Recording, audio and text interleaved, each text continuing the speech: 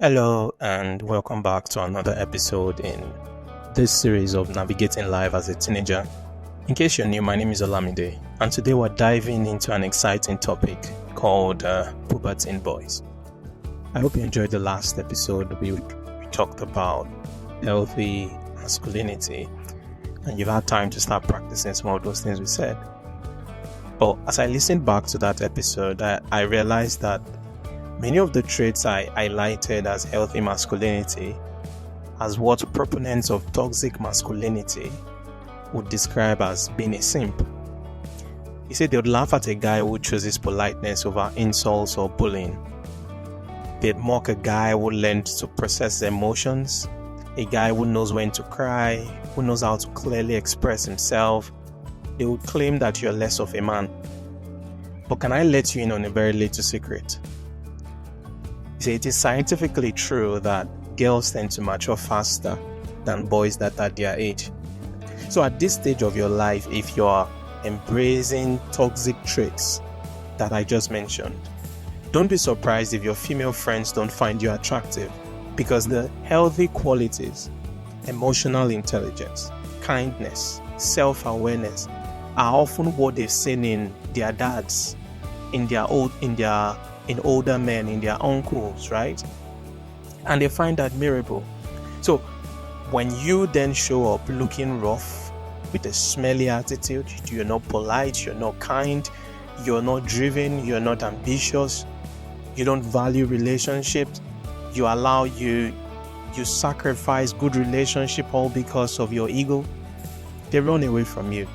And that's even something very trivial. Even in meaningful things in life, how you get the job is based on the quality of your character. So that's just an additional bonus on what we discussed last week, that healthy masculinity, you should pursue healthy masculinity and don't listen to the noise all around in social media encouraging some of those toxic traits. So now let's go into the topic of today. I said we're going to be talking about puberty. You see, the girls in your class have most likely had this conversation with their parents or with their guardians, because puberty is often more visible in girls. It is very easy to spot. It's very easy to spot in ladies, but it's harder to ignore. While for boys, it's different. For example, I don't think my dad ever sat me down as a young boy to let me know what were the changes I should expect, what are the things that would begin to change in me as a young man. My dad never did that. And that's not because he was a bad dad, but these conversations are not that popular with guys. So a huge shout out to uncles, fathers, who are now having those conversations with their children. I really respect it. Like I said last week, I think young men my age, should begin to have this kind of conversations. We are stepping into a role where we are now mentors, where those brothers that this young teenager should look up to. So we need to be a good role model. So in the next few minutes, I'm going to just talk about certain things you begin to experience that you will notice as a teenage boy, which is called puberty. The stage you are called is puberty. And then I'm going to share my experience. So let's start with the less obvious ones. Cracked voice. You see, this one hits me hard because I remembered how my voice started to crack. And suddenly people could tell I was growing up. It made me self-conscious, even afraid, because it felt like I was losing control over how I sounded. You see, in context, I used to be that boy who was older but found himself in class with much younger guys. And that was because my education was low. And because of my stature, it was very easy for people to just assume that I was the same age with the other guys. I was a short boy, right? But then suddenly, obviously, because of age, I started experiencing puberty earlier. So my voice began to crack and I just felt confused. I felt like it seemed to me like I was being exposed. So I was confused. I was trying my best to conceal it. I don't know how I found out the science that if you take hot water, your voice would not crack. So I would always drink hot water because I wanted to avoid the burden that came with explaining to people that people will be looking at me funny. So I'm just here to tell you that having a cracked voice is normal. There's nothing wrong with you. There's absolutely nothing wrong with you because this is you growing up. So a cracked voice is one of the signs you would experience in puberty. The second one is broadened chest. This one, a lot of guys look up to. I'm sure this is one trait you have probably seen online and you just can't wait for your chest to begin to seem that way. I know maybe one or two times if you've done a push-up or press-up, you'd have been looking at the mirror waiting for when your chest will feel like that of a wrestler you watched on the TV. So again, this is a sign of puberty that guys would go through and it is completely normal. So if you begin to see that you're having a widened chest, you're seeing parks and all that, it's normal. It's just a sign of puberty, a sign of growth. So now let's go deeper. The next one is morning erections, and I'll combine into it my next point, which is wet dreams. So I'm going to say the next point is morning erections and wet dreams. You see, I already told you I'm going to get into all these details. You see, as a young boy, as a young man, let me refer to you as that, someone who is growing up, you would now realize that it is very common for you to sleep and wake up with an erection. That is that your private part is protruding out of your boxers or protruding out of your pants. This is normal. Again, this is a sign of growth. This is a sign that everything is fine with you. You're progressing in age, in your body as you should. In my case, I was ashamed of this stage of my life. And that is because I grew up in an environment that is in a culture where a conversation around sexuality wasn't the most exciting topic to discuss. I grew up in an environment where when you hear the word sex, which is not what I'm about to have with you now. That's the conversation I'm about to have with you. But when you hear these things, it often has a connotation, a sinful connotation. So I was very confused and ashamed, and I always felt guilty each time I woke up, and I woke up with an erection as a young boy. I mean, in my mind, I was just thinking, what the hell was I doing while I was sleeping? I mean, to make matters worse, I not only have an erection, I have what is called wet dream, which is another sign of puberty. So not only would you wake up with an erection, maybe you're realizing that there is a secretion, there's a discharge from your private parts that has stained your mattress, it has stained your pants, and you're wondering what is going on. Hear this from me, and I'm going to say it very slowly.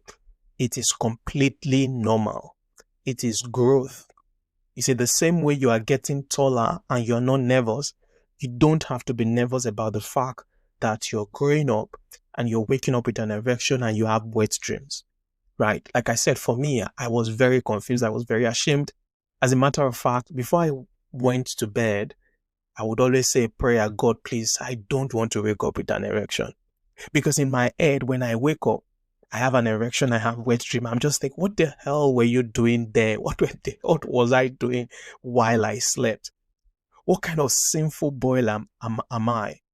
You see, so when I wake up and I didn't see an erection or I didn't see a wet dream, which was not that common, it always happens when I fell sick. I was always very excited. If only I knew better that was a normal growth in my life and nothing to be ashamed about. So I want you to know that there's nothing wrong with you if you wake up with these signs. These are signs of maturity. These are signs of growth, morning erections, and wet dreams. But let me just add this, which is a lesson, which is an experience I have, which is another thing, a privilege of the fact that I'm older than you. You see, our mind is very powerful. Your mind is very sharp, such that it is very possible that if you feed your mind with the wrong contents, if you watch the wrong type of movies, if you listen to the wrong type of podcast or songs that has tainted your view of sexuality, because of how powerful your mind is, when you sleep, you might realize that you find yourself in very funny positions. You'll find out that your mind will process those images you've watched. You'll process those images in such a way that you would now be the actor in that scenario. And when you wake up, and now, so imagine you waking up in the morning with an erection, with a wet dream, and then you remember yourself in those funny positions. You can see how your view of sexuality can begin to be tainted. So this is why I'm telling you that while erection and wet dream is normal, you need to be very careful what you feed your mind with. Because a lot of people have come out of experiences like that with tainted mindset about sexuality. So be very careful, because that's how the mind is such an interesting part of the body. Trying to make sense of, your body is going through a biological process, but then your mind is trying to make it make sense. I don't know if you get where I'm going to. Your mind is trying to make you make sense of it. And what should have been natural, like if you didn't watch anything, if you have never watched any of such adult content, you would ideally wake up with an erection, a wet dream. But because you've gone on to watch all those movies and all that, your mind would now play a scenario where it seems like this was what you were doing. So be very careful. So the next point again is, another change you will notice is you would begin to realize that you have increased urges. And urges in guys is depicted by erection again. But this time around, not just in the morning. This time around, it could just be in the afternoon. This time around, it could be you're in the bus. This time around, it could be you're in the class. Or it could be that your friend, which is a lady or a classmate, a lady passes and suddenly you realize that you're having an erection. This is completely normal. There's nothing wrong with you. There's nothing to be ashamed about. It is growth. So increased urges depicted by erection, or increased urges that as a result of you seeing a picture of a lady either naked or not, is not because anything is wrong with you. It's just because you're normal. You're experiencing growth. There's nothing to be ashamed about. Don't ever let anybody tell you that there's something wrong with you because you realize or you've come to an age whereby you randomly have erections, right? It's normal. But this again is one warning I need to tell you, that increased urges is not a license to have sex. It's not a license to have sex. You see, the internet, the secular world out there is selling a lie that from the moment when you begin to notice this change, it's unfortunate that young boys, and I'm talking to boys, so I won't refer to the ladies, young boys think that's the time for them to begin to explore their sexuality. This is wrong, because you know what? Having sex comes with consequences. Having sex comes with consequences. One of the consequences is pregnancy. If you've not noticed, when people have sex, they make babies. And I doubt you are 20, you are 19, you're ready for that level of responsibility. I'm 30, my wife is old enough, I have a good job, I have family around, I have what it takes in terms of capacity to handle a family. But I'm still trying to get myself in the right mental headspace to welcome a baby. How much more you? So having sex comes with consequences. Another consequence is sexually transmitted diseases. If you are just all about, or because you feel this urge, you just want to have sex, you could find out that you could be infected. And sexually transmitted diseases can destroy people's life. It can cut short your journey. These are consequences. Let's not talk about the emotional baggage that comes with having sexual partners, right? And I feel like you're too young. I feel like this age as a teenager is not the time you want to be exploring that option. So that's something to note. You'd have increased urges, but it's not a license for you to have sex. You see, while I do not, and I think you should be able to know that with how passionately I'm talking about this, that I do not encourage a teenager to be having sex. I do not even encourage an adult to be having sex when you're not married. But I understand that not a lot of people will share my spiritual convictions.